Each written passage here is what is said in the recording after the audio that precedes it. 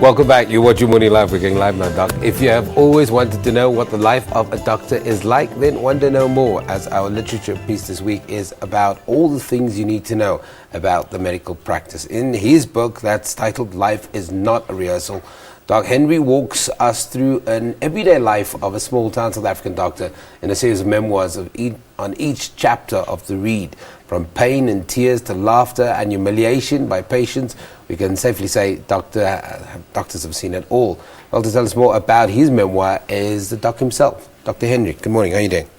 Good morning, and good morning to the viewers. Maybe let's start at the beginning.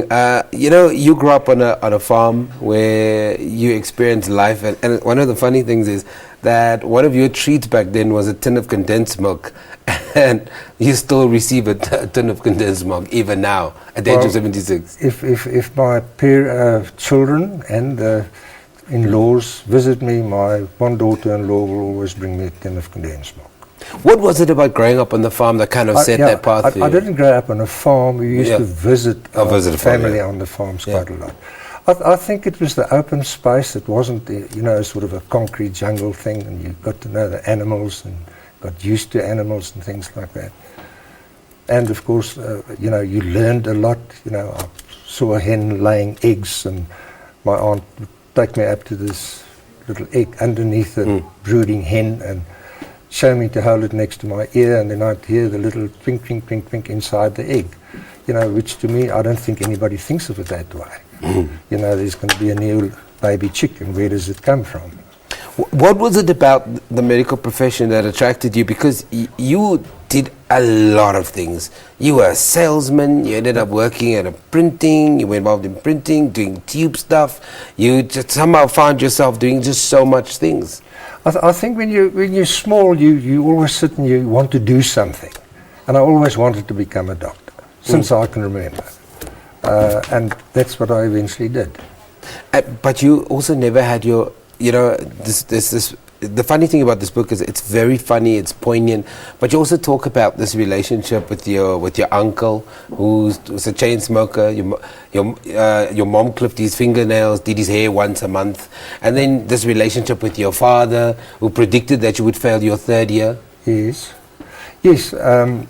He had one thing in mind, and that I had to study, of course, and we didn't have a lot of money at the time.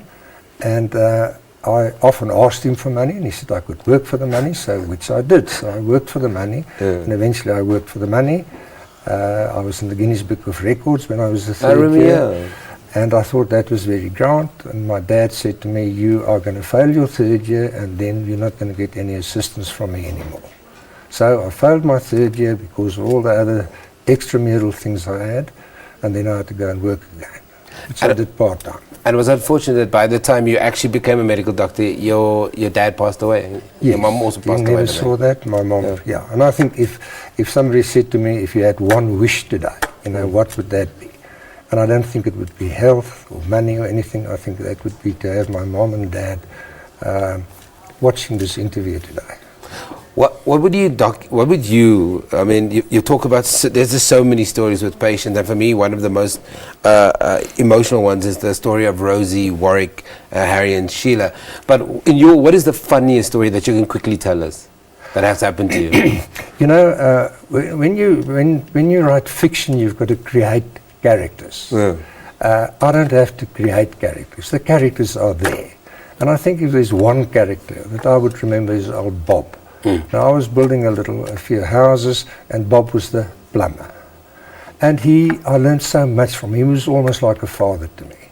And I remember I did a house call to his house one night, and it was late. It was about 2 o'clock in the morning, and I had to go to the plots, and it was raining, and I saw his grandchild, and I know the fee was 50 rand. So about 3 months after that, it rained, and our house, the gutters were blocked, and it was leaking, and the water was coming through the front door, and the bath was overflowing, and the kids were crying. My wife was in tears. It was just water, water, water, water.